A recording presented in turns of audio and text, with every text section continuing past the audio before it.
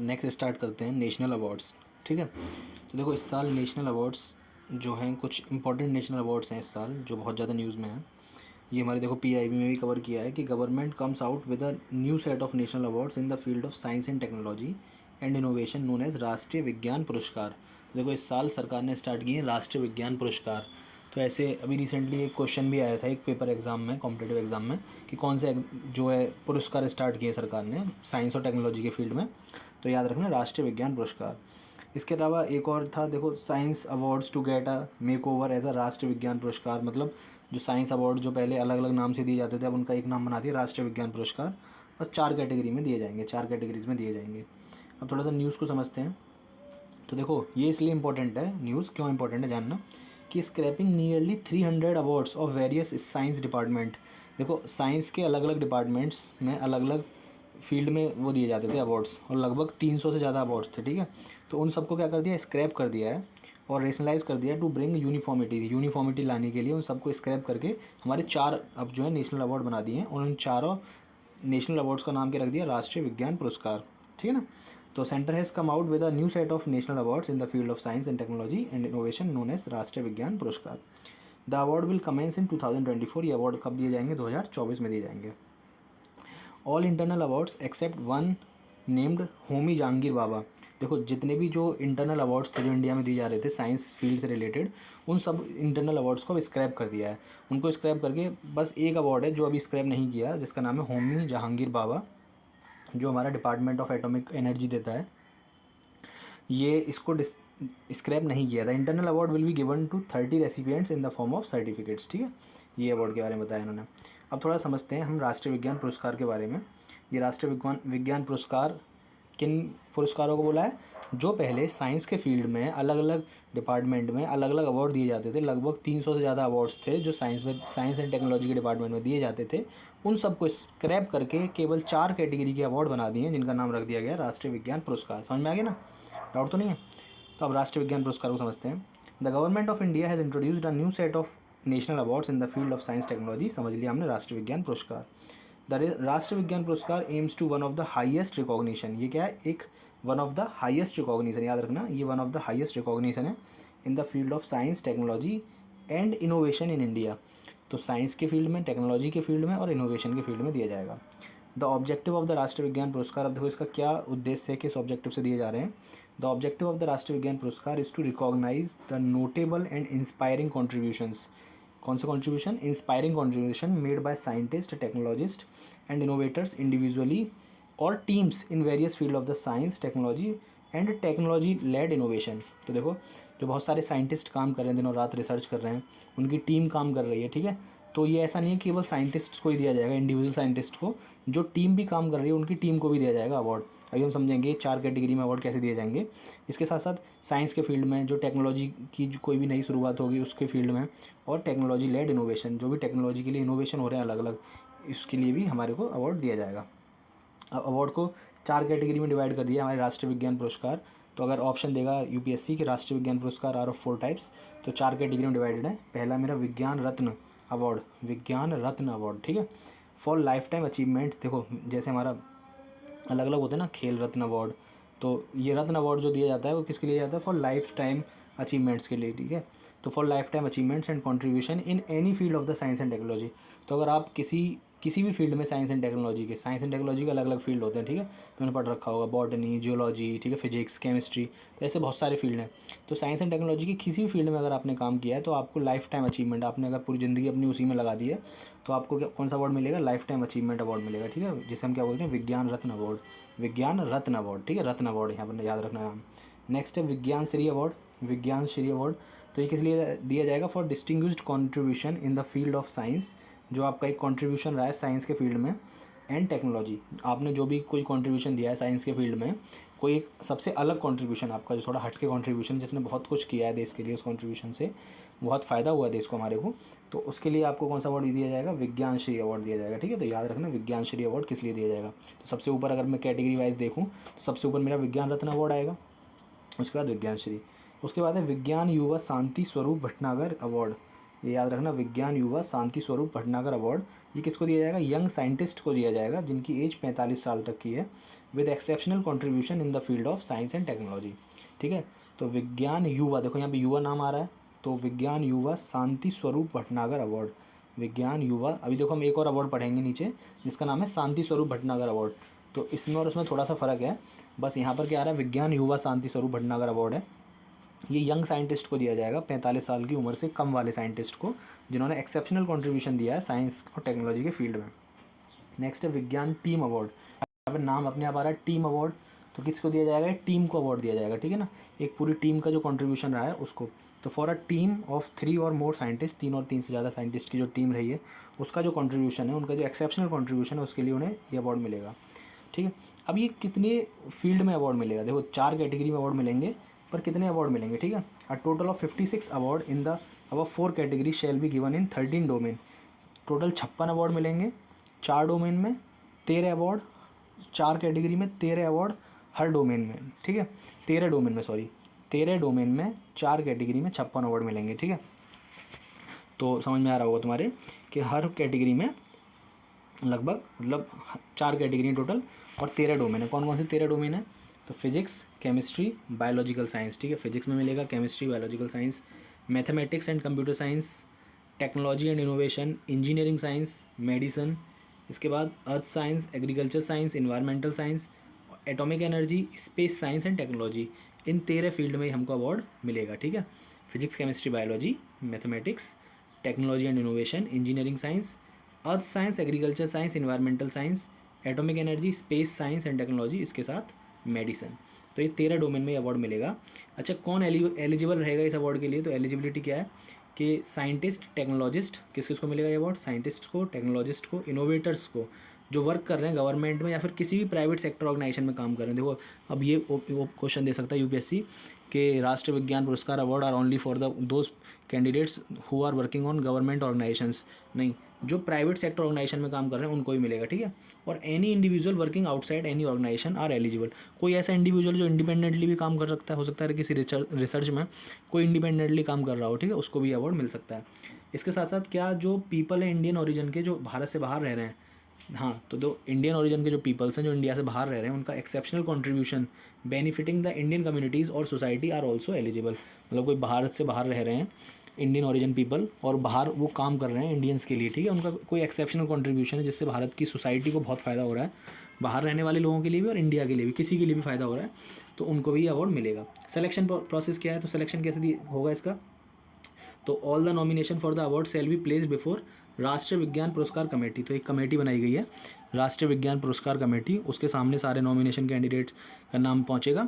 ये राष्ट्रीय विज्ञान पुरस्कार कमेटी जो है, इसको जो हेड कर रहा है वो कौन है? हमारे प्रिंसिपल साइंटिफिक एडवाइज़र। यहाँ पर हमारे पीएम नहीं है, तो यहाँ गलती मत करके आ जाना कि अगर ऑप्शन दे दे कि राष्ट्रीय विज्ञान पुरस्कार committee is headed by PM, ऐसा करके दे दे, नहीं भाई गलत हो जाएगा अगर पीएम का आंसर तुम सही लगाया है तो।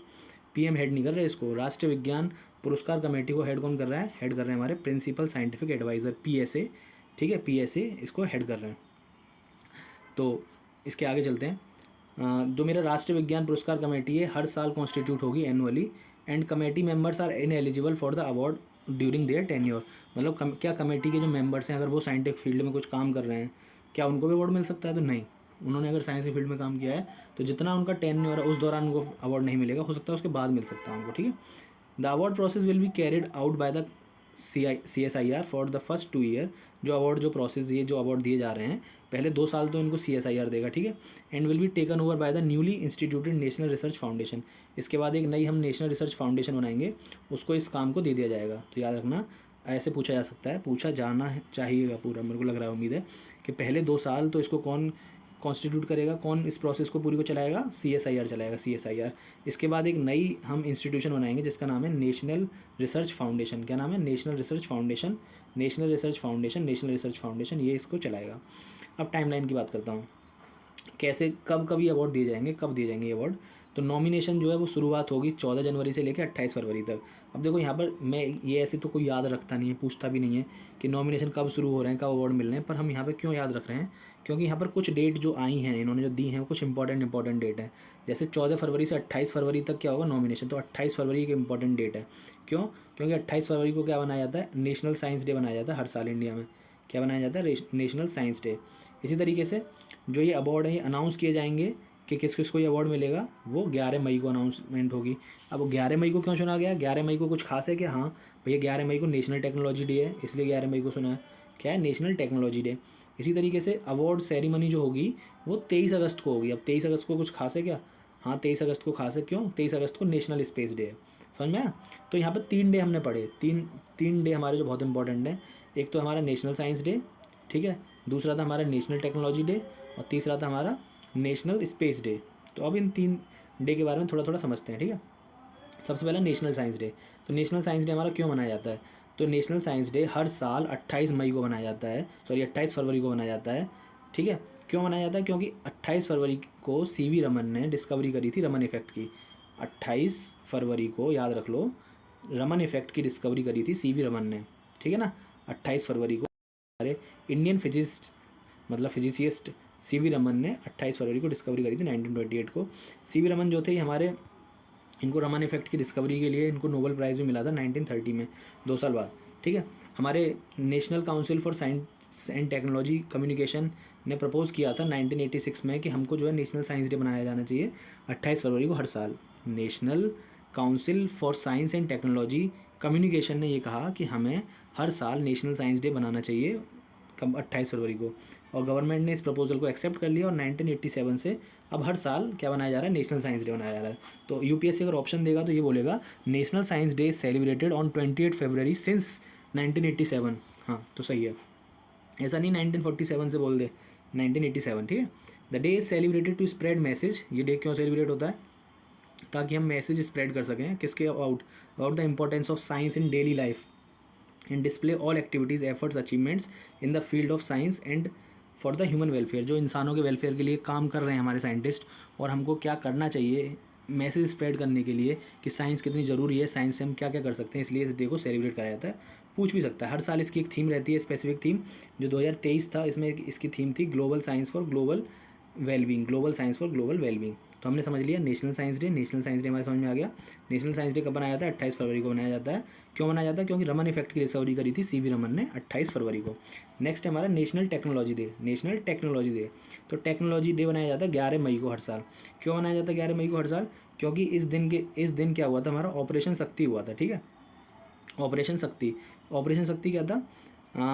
जो हमारा सक्सेसफुल न्यूक्लियर टेस्ट जो हुआ था ना, पोखरान राजस्थान में 1998 में हमारा जो सक्सेसफुल न्यूक्लियर टेस्ट हुआ था वो 11 मई को ही हुआ था, ठीक है। सक्सेसफुली वो टेस्ट हो गया था 11 मई को पोखरान में। तो इसलिए हमने इस डे को क्या बना लिया? नेशनल टेक्नोलॉजी डे बना लिया उस दिन से, ठीक है। अब थोड़ा सा उसके बारे में जान लेते हैं। बिटवीन 11 से 13 मई हर साल Indian demonstrate its scientific and technological process by conducting series of underground nuclear test. हम क्या करते हैं? बहुत सारे अंडरग्राउंड न्यूक्लियर टेस्ट करते हैं। This test led to the foundation of India's recognition on as a nuclear power. और इन टेस्ट की वजह से इंडिया क्या बन पाई? आज एक न्यूक्लियर पावर बन पाई है, ठीक है।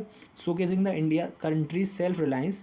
और हम इस दिन ये दिखाते हैं पूरी दुनिया को कि हम कितने सेल्फ रिलायंस्ड हैं, हमको किसी की ज़रूरत नहीं है। And the ability to harness advance technology for the betterment of its people. National technology day हमें एक रिमाइंडर की तरह काम करता है, ये दिखाने के लिए कितना पाइवोटल रोल है टेक्नोलॉजी का in a nation's progress and development. Technology का कितना इंपॉर्टेंट रोल है हमारी कंट्री के डेवलपमेंट में। इसलिए हम क्या मनाते हैं? नेशनल टेक्नोलॉजी डे बनाते हैं। तो रट लो, नेशनल टेक्नोलॉजी डे 11 मई को मनाया जाता है। क्यों? ऑपरेशन शक्ति हुआ था पोखरान में, हमारा न्यूक्लियर टेस्ट हमारा पहली बार हुआ था। इसके बाद अभी हमने नेशनल स्पेस डे मनाया, ठीक है। अब हमारा चंद्रयान 3, तुम्हें पता है अभी रिसेंटली चंद्रयान 3 जो है लैंड हुआ। जो जिस पॉइंट पे वो लैंड हुआ उस पॉइंट का नाम क्या रखा है? शिव शक्ति। पता होगा सबको, जिस पॉइंट पे वो लैंड हुआ उस पॉइंट का नाम क्या रखा है? शिव शक्ति, ठीक है। और पहले ही पिछली जो हमारा चंद्रयान 2 जहाँ लैंड होना था उस पॉइंट का नाम क्या रखा था? तिरंगा, ठीक है, तिरंगा। तो जिस पॉइंट पे वो लैंड होना था उस पॉइंट का हमने नाम क्या रखा था? तिरंगा। और जिस पॉइंट पे जो हमारा अभी चंद्रयान 3 लॉन्च लैंड हुआ उसका नाम रखा हमने शिव शक्ति। तो जिस दिन वो लैंड हुआ वो हुआ 23 अगस्त 2023 को लैंड हुआ था। तो इस दिन से हमने क्या मनाना स्टार्ट कर दिया? National space day. National space day. तो यहाँ गलती मत करना, नेशनल स्पेस डे अगर पूछा जाए तो बता देना कि नेशनल स्पेस डे क्यों मनाया जा रहा है, क्योंकि देखो अभी रिसेंटली 2023 का पेपर तुम उठा के देखोगे तो इसमें भी एक क्वेश्चन पूछा था ऐसी डे से रिलेटेड कि ये डे जो है इस दिन सेलिब्रेट होता है और इस दिन क्यों सेलिब्रेट होता है, उसका कारण भी पूछा था। ऐसे पूछ सकता है, इस साल पूछ ले स्पेस डे क्यों सेलिब्रेट, कब सेलिब्रेट होता है, तो 23 अगस्त। इसका कारण क्या है कि चंद्रयान 3 लैंड हुआ 23 अगस्त को, तो ये इसका कारण है।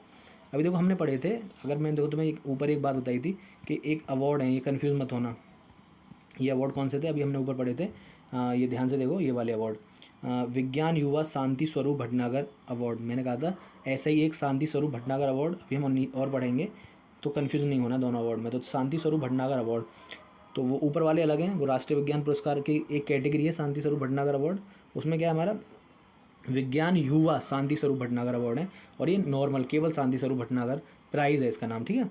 तो ये कौन देता है, फॉर साइंस एंड टेक्नोलॉजी के लिए ये प्रेस्टिजियस साइंस अवार्ड है, किसके द्वारा दिया जाता है, CSIR के द्वारा दिया जाता है। तो ये एक साइंस अवार्ड है, ठीक है, किसके द्वारा दिया जाता है, CSIR के द्वारा दिया जाता है।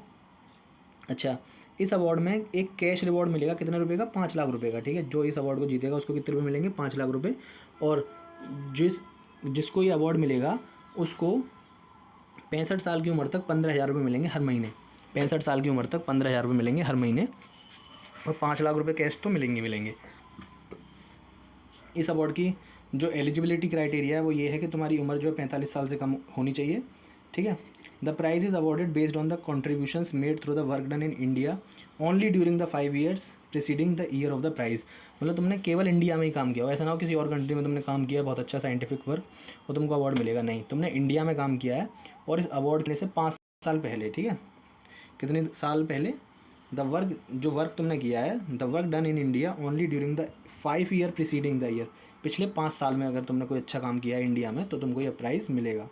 Each discipline can have a multiple winners, इसमें बहुत सारे डिसिप्लिन हैं, ठीक है, उसमें मल्टीपल विनर्स भी हो सकते हैं। ऐसा नहीं है कि केवल एक ही इंसान को एक डिसिप्लिन में अवार्ड दिया जाए, जैसे फिजिक्स में केवल एक अवार्ड, बायोलॉजी में नहीं, एक से ज़्यादा अवार्ड भी मिल सकते हैं एक फील्ड में।